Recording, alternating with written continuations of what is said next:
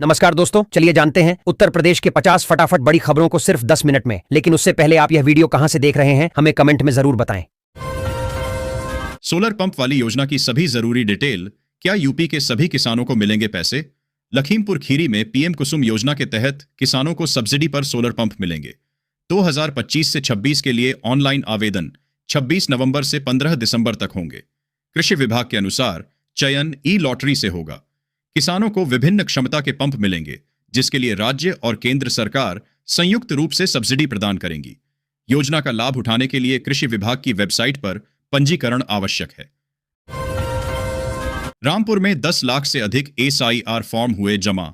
4 और बीएलओ सम्मानित। रामपुर में मतदाता सूची के अद्यतन एवं सत्यापन को संचालित विशेष प्रगारह पुनरीक्षण एसआईआर कार्य तेजी पर है। बीएलओ के द्वारा वितरित फॉर्म जमा करने के मात्र 6 दिन शेष रह गए हैं। वहीं अब तक जमा हुए गणना प्रपत्रों की संख्या 10 लाख के पार पहुंच गई है। वहीं इस अभियान में उत्कृष्ट कार्य करने वाले 4 और बीएलओ को कलेक्ट्रेट सभागार में जिलाधिकारी अजय कुमार द्विवेदी के द्वारा प्रशस्ति पत्र देकर सम्मानित किया गया। राज्यपाल से नामित हूं, जेसीपी को अधिकार नहीं। महिला आयोग की सदस्य ने डीजीपी को लिखा पत्र। यूपी में बना हॉट टॉपिक। कानपुर में महिला आयोग की सदस्य अनीता गुप्ता और जेसीपी विनोद कुमार सिंह के बीच थाने के निरीक्षण को लेकर विवाद है। अनीता गुप्ता ने जेसीपी पर अधिकार न होने का आरोप लगाया और डीजीपी को पत्र लिखा।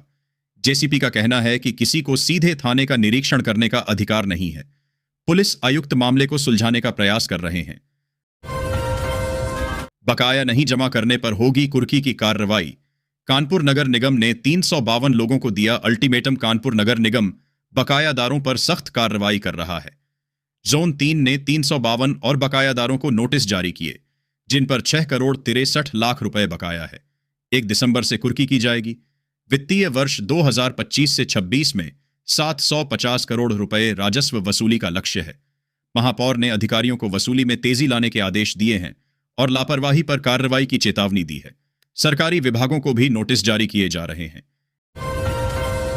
एसआईआर की ड्यूटी छोड़ घूमने गए बीएलओ निलंबित। 5 एरो को नोटिस जारी। डीएम ने की कार्रवाई। जिला निर्वाचन पदाधिकारी अनिमेश कुमार पराशर ने निर्वाचन कार्य में लापरवाही पर कार्रवाई करते हुए एक बीएलओ को निलंबित कर दिया, जो एसआईआर ड्यूटी से गायब थे। साथ ही 5 एआरओ को कारण बताओ नोटिस जारी किया गया है। यह कार्रवाई निर्वाचन कार्यों में लापरवाही के चलते की गई है और डीएम ने सभी को कर्तव्य निष्ठा से काम करने की चेतावनी दी है। बिल हो जाएगा कम, आप भी घर में ही बना सकेंगे बिजली। आईआईटी कानपुर ने बता दिया नया तरीका। आईआईटी कानपुर के विज्ञानियों के द्वारा तैयार किए गए विंड टरबाइन के आधुनिक मॉडल से, जो हवा के हल्के झोंके 3.5 मीटर प्रति सेकंड की रफ्तार पर बिजली बना सकता है। मॉडल का आकार छोटा होने से इसे छोटे घरों, औद्योगिक भवनों व सरकारी कार्यालयों की छतों पर भी लगाया जा सकेगा। इस ऊर्ध्व धुरी वाली विंड टरबाइन से वायु ऊर्जा का उपयोग आसान होगा व प्रदूषण मुक्त बिजली मिलेगी। योगी से मिलकर पूरा हुआ खुशी का 5 साल पुराना सपना। घर छोड़कर सीएम से मिलने पहुंची थी लखनऊ मूक बधिर खुशी का सपना बुधवार को पूरा हो गया। वह 5 साल से अपनी बनाई पेंटिंग मुख्यमंत्री योगी आदित्यनाथ को भेंट करना चाहती थी, लेकिन आर्थिक तंगी के कारण परिवार उसे रोकता था।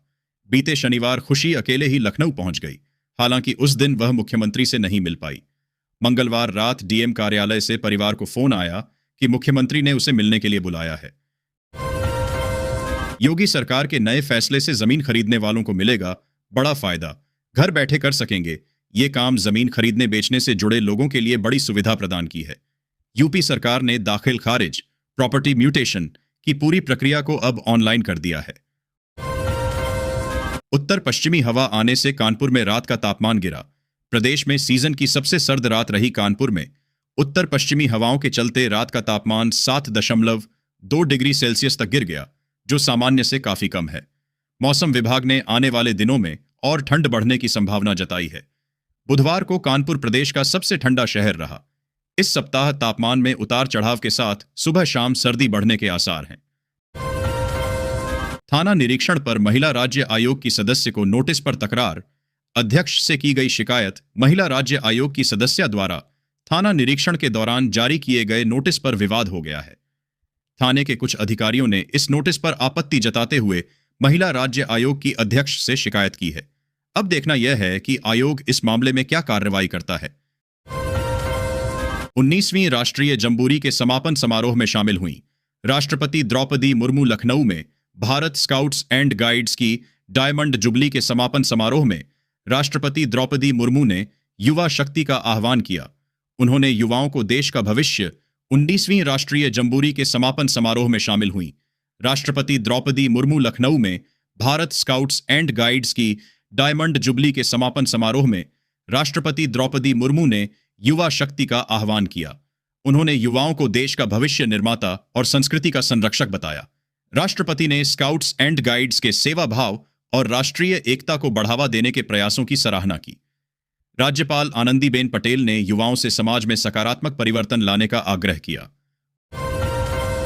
उप मुख्यमंत्री ब्रजेश पाठक ने लखनऊ में 25 घरों की कुंडी क्यों खटखटाई, महानगर अध्यक्ष भी रहे साथ।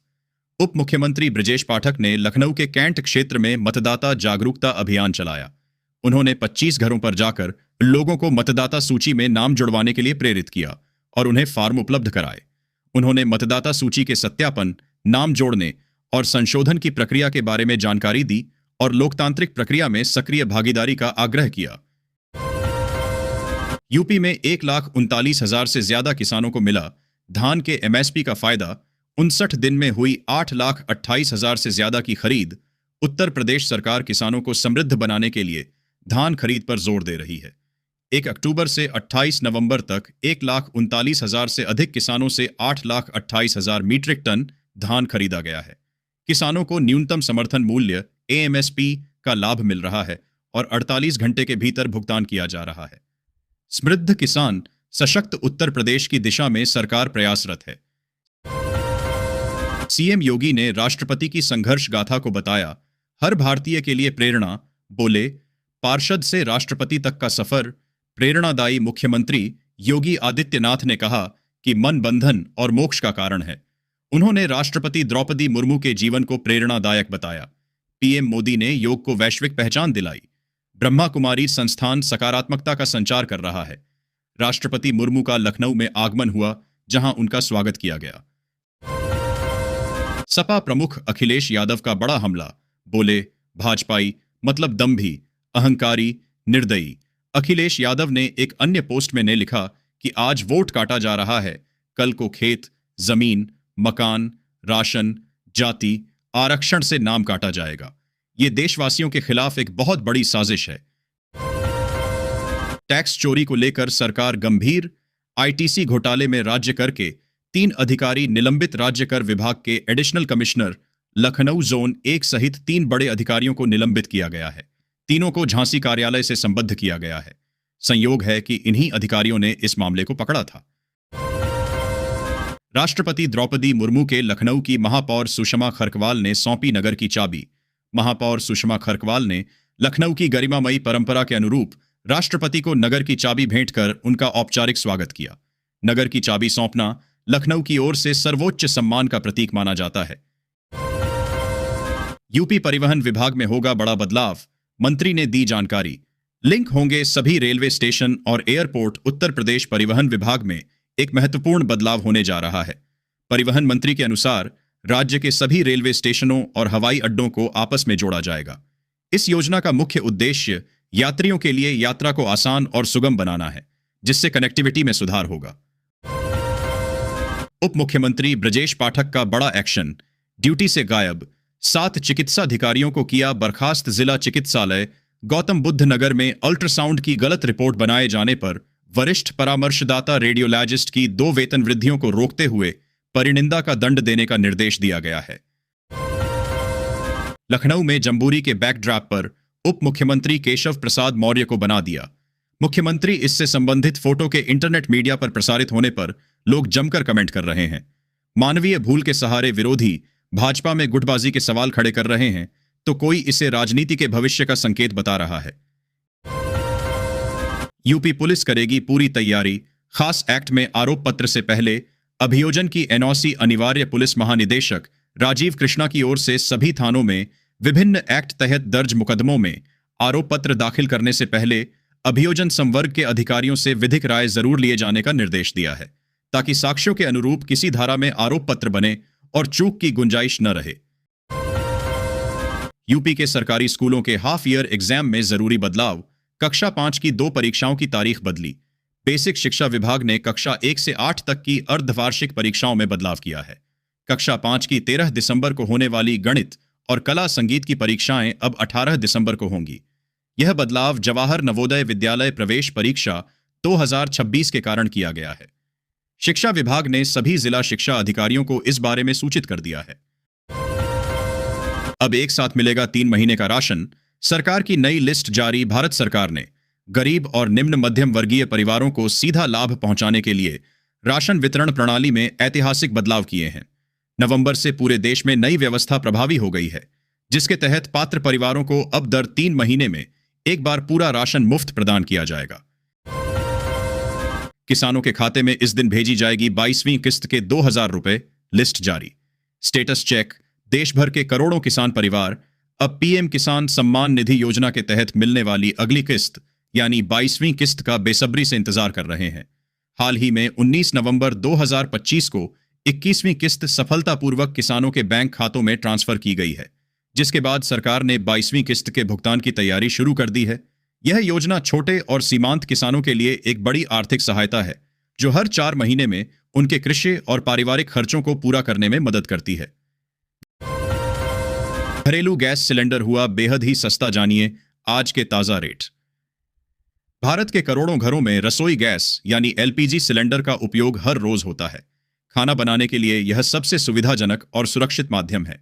इसीलिए हर महीने की पहली तारीख को लोग गैस सिलेंडर की नई कीमतों का इंतजार करते हैं।